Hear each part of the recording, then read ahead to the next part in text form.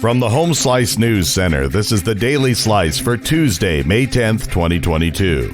I'm D-Ray Knight. This is what's going on.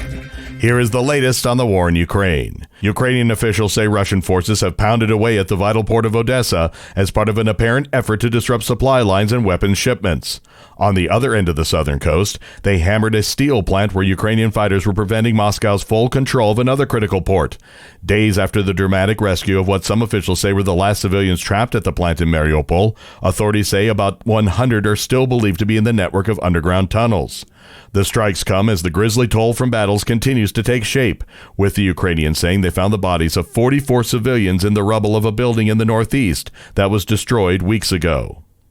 In news closer to home, a Rapid City man has been sentenced on drug crimes. Patrick Greenfield, 32, was sentenced to 8 years in federal prison after pleading guilty to conspiracy to distribute a controlled substance. Greenfield was responsible for distributing between 1.5 and 5 kilograms of methamphetamine in western South Dakota. Greenfield was also sentenced to 4 years of supervised release and a $100 special assessment to the Federal Crime Victims Fund. Rapid City's police chief has been selected to serve on a national commission. Amy Rose has more. Rapid City Police Chief Don Hedrick has been named to the National Commission on Missing and Murdered Indigenous People. The cross-jurisdictional commission is composed of tribal leaders, federal partners, and law enforcement. The announcement came mid-afternoon Friday following the National Day of Awareness proclaimed by President Joe Biden. The commission will meet over 18 months, addressing everything from coordination of resources to the accurate reporting of statistics. A garbage truck caught fire Monday morning off Promise Road, prompting a response from 3 Rapid City fire engines.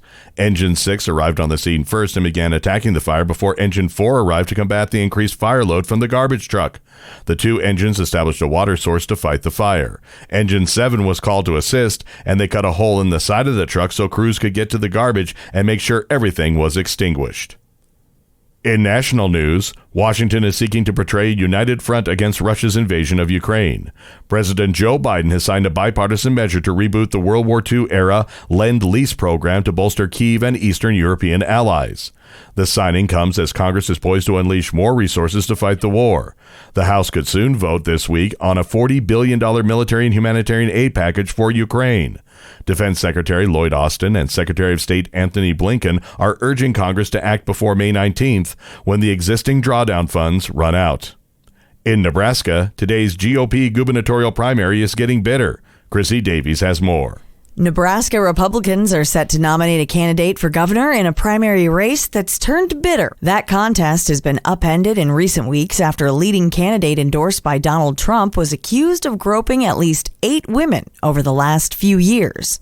The candidate, businessman, and cattle breeder Charles Herbster denies those allegations. The GOP primary to replace Republican Governor Pete Ricketts features 8 other candidates. Joining Nebraska with its own primaries today is West Virginia, where a congressional race between 2 GOP incumbents will provide another measure of the former president's sway with voters.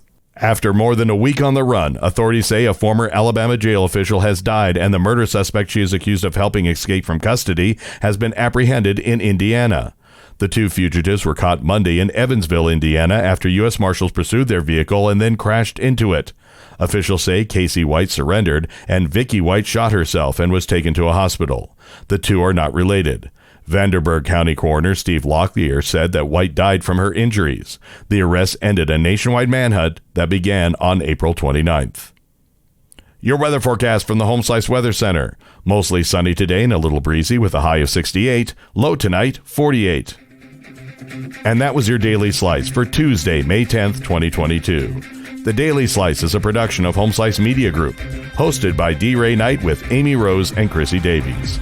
Executive producer Mark Houston. Engineered by Chris Jacquez. I'm D-Ray Knight. Have a great day.